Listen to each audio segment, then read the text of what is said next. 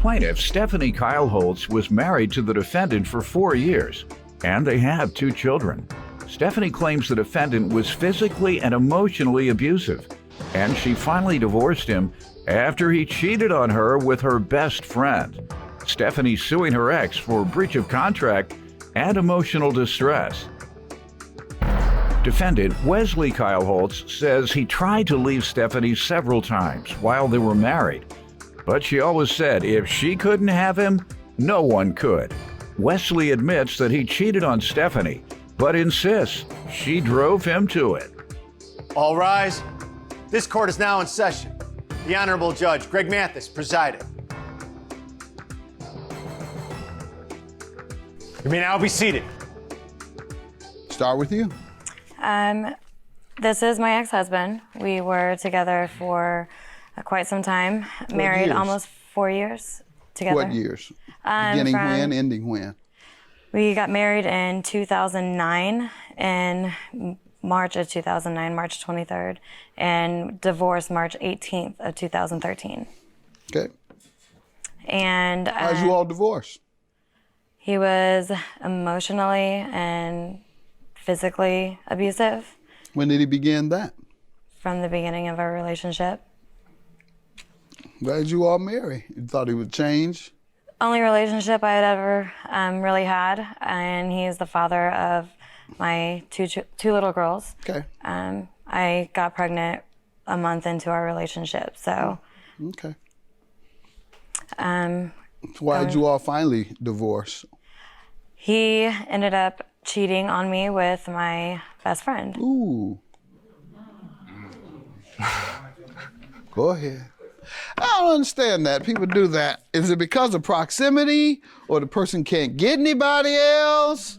Or why the friend if you're gonna cheat? Why the woman's best friend? I just don't understand it. Probably some best friend cheaters in here tonight, so y'all coming back to explain why the men do that or women do that. Did he tell you why he picked your best friend? No, he actually is the one who did tell me about it. However, she's not the only one. She was just the icing on the cake, basically.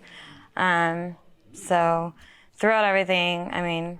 Okay. Let me hear from you, sir. You want to give me some background? Yeah, just to touch base on that, I got accused of cheating prior to that, years prior to that. I was a faithful husband, all right? And after so long of hearing that, you know, I did it to make a statement. Like, for one, that's not your best friend. I mean, it is what it is. So you did it to make a statement to her? Pretty much, yeah. Non-verbal statement? Yeah, non-verbal, yeah. Hurt your wife by sleeping with her best friend. That's the only way you could find to hurt her, just leaving. I did try leaving. And what happened? Several times. And what You want to happened? hear her motto? All right, if I can't have you, nobody can. And it took me a while to actually comprehend and get a It grasp would have on what taken me a while. I'd have known and I'd have stayed. You did right. Really? No. That was her motto, I swear to God. All right, tell me why you're suing him.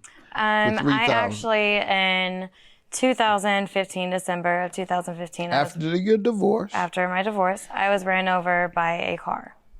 I was physically assaulted by my best friend, knocked unconscious on the side of the highway. What best friend is this? You got some friends. Is this the same best friend? I wasn't a best friend, but. Oh, a friend. I mean, she at the time was a best friend, but now I know.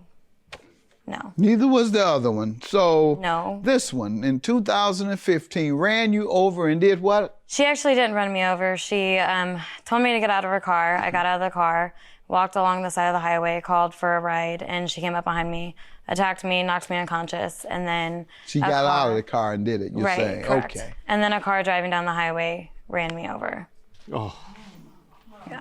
So I was in the hospital for quite some time. I was given less than a 1% chance of even living. Yeah. I have, three children, 2 little girls and a son by another father.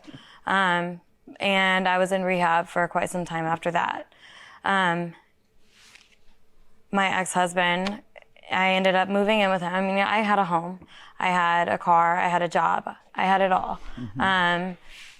And it was ripped from me, basically. So Did the woman do some time? No. Why? She had never really been in trouble before. They gave her probation. They knocked it down to like Misdemeanor Yeah. and community service, probably. exactly. Go ahead. I ended up having to move back in with him, and as friends, co-parents, you know, he offered to help. There was an agreement between his father and him and me where they agreed to buy a car for me to get back on my feet, so I could get to doctor's appointments, get our kids to school, do everything that needed to be done. And he backed out after we had already bought the car. His dad had given us the money. We went together. He even test drove the car. And he, once we bought the car, backed out, never made one payment. His father, after realizing that he was not going to make a payment, wanted me to pay him completely off, wanted me to just take care of him myself. Got it.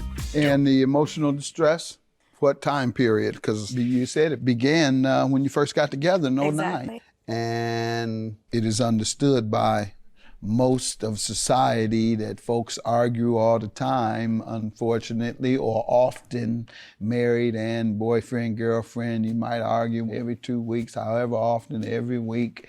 Correct. Then the other one say, shut up, you, whatever, call them a name. And then the other one said, well, yeah, that's why you don't have any hair, because... No, I'm sorry. And the other one said, Well, he shaves his head. I did have hair. That's where it went.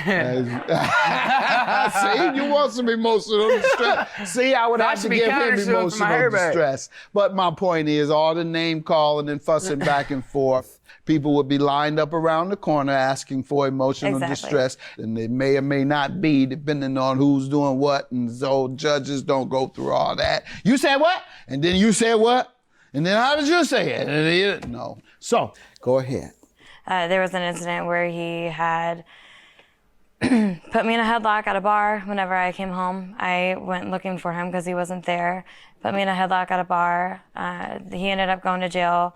A couple months later, he ended up going to prison for it. He's been to prison back and forth because he was on probation, parole. During the course of me living with him, this last time, I was forced to move out. He forced me to move out, me and my kids. How? He was going to turn the electric off. He was going to do whatever he had to. He wasn't living there with you guys? We moved in with him after my accident. No, we're referring to putting you out. He was going to turn the electricity. He had somewhere to go, he said. Okay. He was all gonna right, turn but the- he didn't? He didn't. All right. But we ended up in a homeless shelter. Sir, what do you say about the car? As far as the car goes, yes, I did. I did agree to help pay for half of the car when the original agreement was made amongst me, my dad, and her. Before the car was actually purchased or anything like that, I started to see that she was starting to slip back into her old ways, talking to the same people and stuff before she got into the accident. And I backed out at the last minute. I'm like, I don't want no part in this. If she's going back, associating with the same people. You went back to your old ways. She says you tried to put her and the kids out because of your anger. He did. Remember, you like to get people back. You're the get people back man. You the get your woman back man. I mean, why you put you tried to put them out? He did. We were in put your own children out in the dark. No, I had custody of my kids all that school year. So you put them out while you had custody. Judgment for the plaintiff. He has admitted that he initially told you he could. You cannot retract that agreement. So judgment for the plaintiff. Have a good day. I mean, when it's good, it's good. But when it's bad, it's bad. Agreed. Obviously, right now, it's bad. Yeah. But, I mean, hopefully one day. We'll get through it. I mean, we got kids together. We got to tolerate each other, so it is what it is.